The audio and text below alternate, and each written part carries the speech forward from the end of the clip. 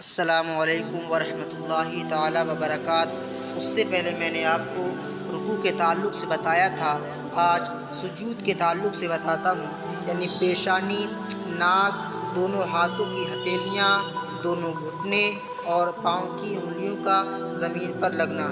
پیشانی کا زمین پر جمنا یہ سجدے کی حقیقت ہے۔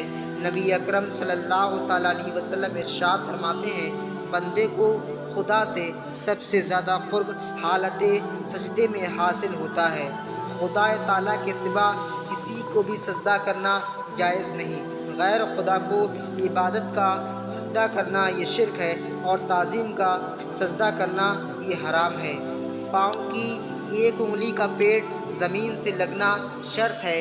اگر کسی نے اس طرح سجدہ کیا کہ دونوں پاؤں زمین سے اٹھے رہے، نماز نہ ہوئی، بلکہ صرف انگلی کی نوک زمین سے لگی جب بھی نہ ہوئی۔ اس مسئلے سے بہت سے لوگ غافل ہیں۔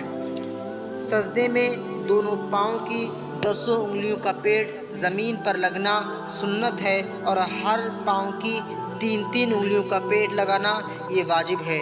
سجدے میں 10 انگلیوں کا قبلہ رو ہونا سنت ہے۔ ہر رکعت میں 2 مرتبہ سجدے کرنا فرض ہے۔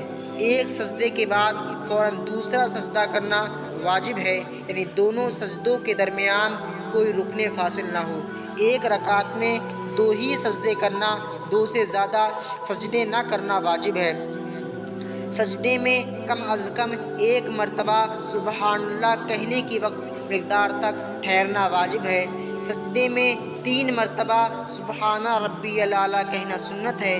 3 مرتبہ سے کم کہنے میں سنت ادا نہ ہوگی، اور 5 مرتبہ کہنا یہ مستحب ہے۔ دونوں سجدوں کے درمیان یعنی جلسے میں اللہم اغفر لی کہنا امام اور منفرد دونوں کے لیے مستحب ہے۔ جلسے میں کم از کم 1 مرتبہ سبحان اللہ کہنے کی قدر ٹھہرنا واجب ہے۔ سجدے میں جانے کے لیے اور سجدے سے اٹھنے کے لیے اللہ اکبر کہنا یہ سنت ہے۔ دونوں سجدوں کے درمیان جلسہ کرنا یعنی سیدھا بیٹھنا یہ واجب ہے۔ مرد کے لیے جلسے کا سنت طریقہ یہ ہے کہ بایاں قدم بچھا کر اس پر بیٹھے اور دایاں پاؤں کھڑا رکھے اور پاؤں کی انگلیاں قبلہ رو ہوں۔ دونوں ہتھیلیوں کو رانوں پر رکھے اور انگلیوں کو اپنی حالت پر چھوڑ دے، یعنی ہاتھ کی انگلیاں نہ کھلی ہوئی رکھے اور نہ ملی ہوئی رکھے، اور گھٹنوں کو انگلیوں سے نہ پکڑے۔ سجدے میں دونوں ہاتھوں کی انگلیاں ملی ہوئی اور قبلہ رخ رکھنا سنت ہے۔ عورت کے لیے جلسے کا سنت طریقہ یہ ہے کہ دونوں پاؤں دائیں طرف نکال دے اور بائیں سرین کے بل زمین پر بیٹھ جائے۔ سجدے میں جاتے وقت زمین پر پہلے گھٹنے رکھنا، پھر ہاتھ، پھر ناک اور پیشانی رکھنا، اور سجدے سے اٹھتے وقت اس کا الٹا کرنا۔ اور مرد کے لیے سنت یہ ہے کہ سجدے میں بازو کو کروٹوں سے جدا رکھے اور پیٹھ رانوں سے جدا رکھے۔ علاوہ ازیں سجدے میں کلائیاں اور کونیاں زمین پر نہ بچھائے، بلکہ ہتھیلی کو زمین پر رکھے اور کونیاں اوپر اٹھائے رکھے۔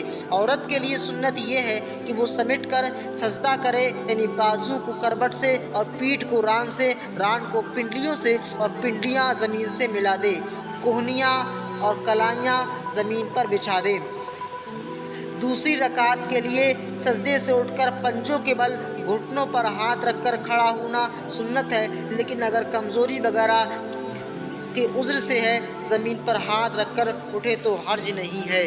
کسی نرم چیز مثلاً گھاس، روئی، قالین وغیرہ پر سجدہ کیا تو اگر پیشانی جم گئی یعنی اتنی دبی کہ اب دبانے سے نہ دبے تو جائز ہے، ورنہ جائز نہیں۔ بعض جگہ جاڑوں میں مسجد میں پیال بچھاتے ہیں، اور ان لوگوں کو سجدہ کرنے میں اس کا لحاظ بہت ضروری ہے۔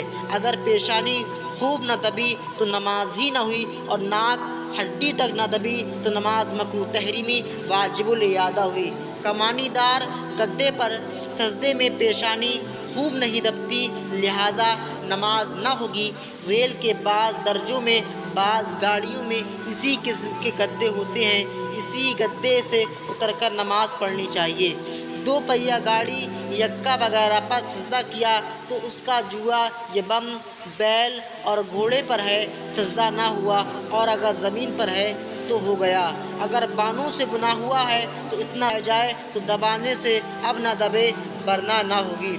جوار، باجرہ وغیرہ چھوٹے دانوں پر جن پر پیشانی نہ جمے سجدہ نہ ہوگا، البتہ اگر بوری وغیرہ میں خوب کس کے بھر دی گئی کہ پیشانی جمنے سے مانے نہ ہو تو ہو جائے گی۔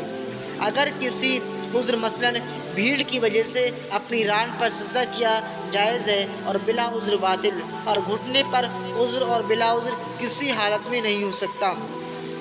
بھیڑ کی وجہ سے دوسرے کی پیٹھ پر سجدہ کیا اور وہ نماز میں اس کا شریک ہے تو جائز ہے ورنہ ناجائز ہے، خواہ وہ نماز ہی میں نہ ہو یا نماز میں تو ہے مگر اس کا شریک نہ ہو، یعنی دونوں اپنی اپنی نماز الگ پڑھتے ہوں۔ ہتھیلی یا آستین یا امامے کے بیچ یا کسی اور کپڑے پر جسے پہنے ہوئے ہے سجدہ کیا اور نیچے کی جگہ ناپاک ہے تو سجدہ نہ ہوا۔ ہاں ان سب صورتوں میں جبکہ پاک جگہ پر سجدہ کیا کر لیا تو ہو گیا۔ امامے کے بیچ پر سجدہ کیا، اگر ماتھا خوب جم گیا سجدہ ہو گیا، اور ماتھا نہ جما بلکہ فقط چھو گیا دبانے سے دبے گا یا سر کا کوئی حصہ نہ لگا تو نماز نہ ہوگی۔ ایسی جگہ سجدہ کیا کہ قدم کی بنسبت 12 انگل سے زیادہ اونچی ہے، سجدہ نہ ہوا ورنہ ہو گیا۔ کسی چھوٹے پتھر پر سجدہ کیا، اگر زیادہ حصہ پیشانی کا لگا تو ہو گیا ورنہ نہیں ہوگا۔ کسی نے 2 کے بجائے 3 سجدے کیے، اگر سلام پھیرنے سے پہلے یاد آ جائے تو سجدہ سہو کر لے کیونکہ واجب کا ترک ہوا، فرض ادا ہو گیا، سجدہ سہو لازم ہے۔ اگر سلام پھیرنے کے بعد یاد آیا تو نماز کا اعادہ کرے۔ سجدے میں جاتے وقت داہنی جانب زور دینا اور سجدے سے اٹھتے وقت بائیں جانب زور دینا یہ مستحب ہے۔